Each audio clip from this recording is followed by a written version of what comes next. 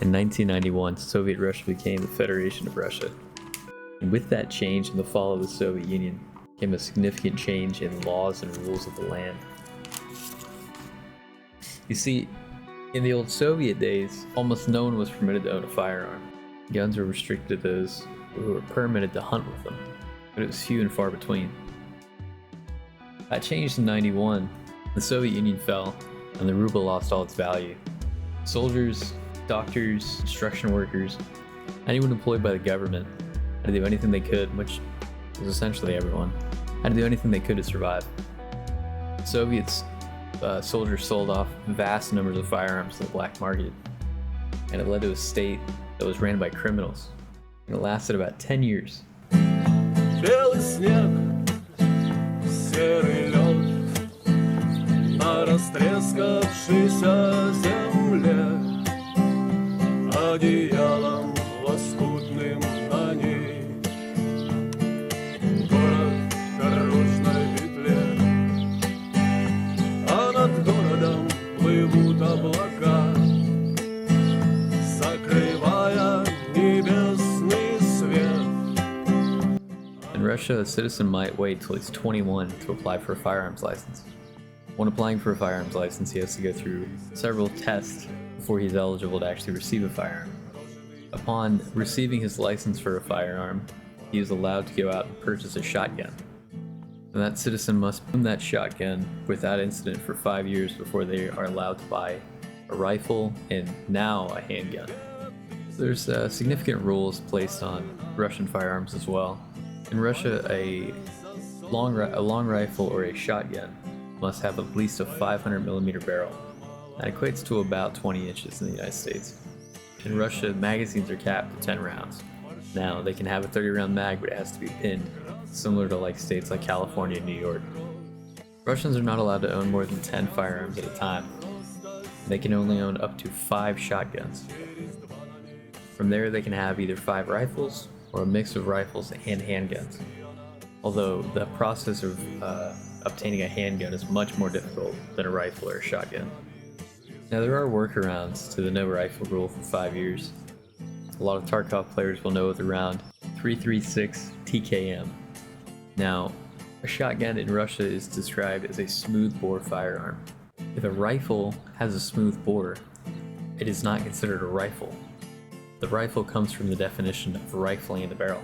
Therefore, you can own an AK-47 or an AKM pattern rifle chambered in this 336 caliber and have no issues.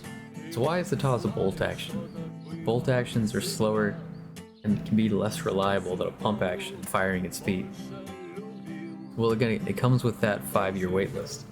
In the United States, if we put a scope on a rifle, we want a hunting rifle. It's a bolt action typically. Well, Russia has the same idea. The only difference is they use slugs. Another benefit of a bolt action system is the lack of complexity. There is no pump mechanism. The rotating of the breech happens by the bolt handle. There is no magazine tube. A box magazine is easier to design. And in Russia, where the average income isn't as high, or does not have as much disposable income as the same citizen of the United States might have, at least back in the day, maybe not these days. Cost matters, and because there's a lack of complexity, the MP and TOZ shotguns can go for significantly cheaper pricing than their pump action counterparts.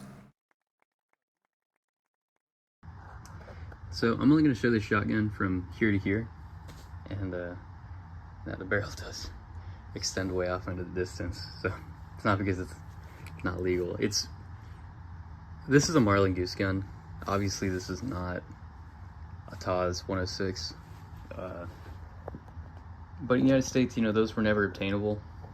Soviet shotguns weren't never really caught on in the States like the rifles did or the handguns. So you'd be very lucky to find one. Anyway, but functionally, it's going to function and work exactly the same, because this is a cock-on open designed bolt action shotgun with a detachable magazine. Now, back in the day, they used to make 5-round mags for these, and they even kind of look like TOZ mags.